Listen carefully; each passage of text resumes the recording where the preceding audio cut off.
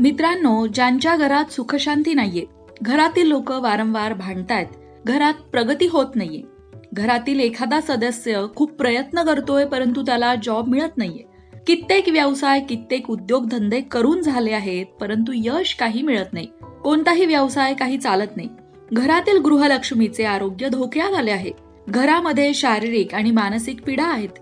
अशा वेळी छोटासा बदल आपल्या जीवनशैलीत करून पहा. हा उपाय स्त्रियांबरोबरच पुरुषांसाठी देखील तितकाच महत्वाचा आहे.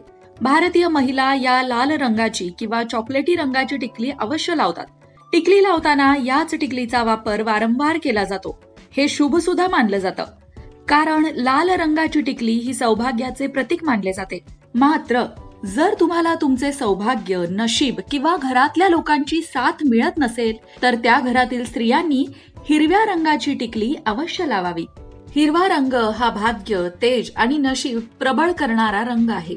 ज्या घरात हिरव्या रंगाची टिकली लावली जाते किंवा निदान एकतरी बांगडी हिरव्या रंगाची घातली जाते किंवा अंगावरील वस्त्र हिरव्या रंगाचे परिधान केले जातात, त्या घरात सुख शांती येते. याशिवाय त्या घरात बरकत देखील होऊ लागते असं म्हटलं जातं. त्या महिलेबरोबरच त्या घरातील पुरुषाचे देखील भाग्य साथ देऊ लागते, अशी ही मान्यता आहे. हा उपाय रोज करावा आणि जर तुम्हाला रोज करणं शक्य नसेल तर हा उपाय कमीत कमी बुधवारी तरी नक्की करावा असं सांगितलं जातं. ज्यांची रास मिथुन आहे त्यांनी तर हा उपाय अवश्य करावा. तसंच ज्यांची जन्मतारीख 5, 7, 14, 16, 23 किंवा 25 आहे अशा लोकांनी सुद्धा हा उपाय करावा असं म्हटलं जातं. तुम्हाला तत्काळ परिणाम दिसून येतील. पुरुषांनी देखील हिरव्या रंगाचे कपडे परिधान करा. जर तुम्हाला ते शक्य नसेल तर तुम्ही हिरव्या रंगाचा रुमाल सुद्धा खिशात ठेवू शकता.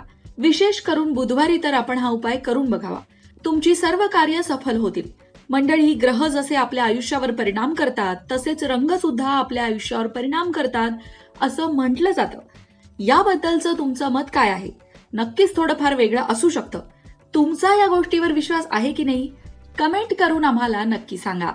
लोकमत भक्ती चॅनलचे नवनवीन व्हिडिओ पाहण्यासाठी चॅनलला सबस्क्राईब करा आणि बेल आयकॉनवर क्लिक करा.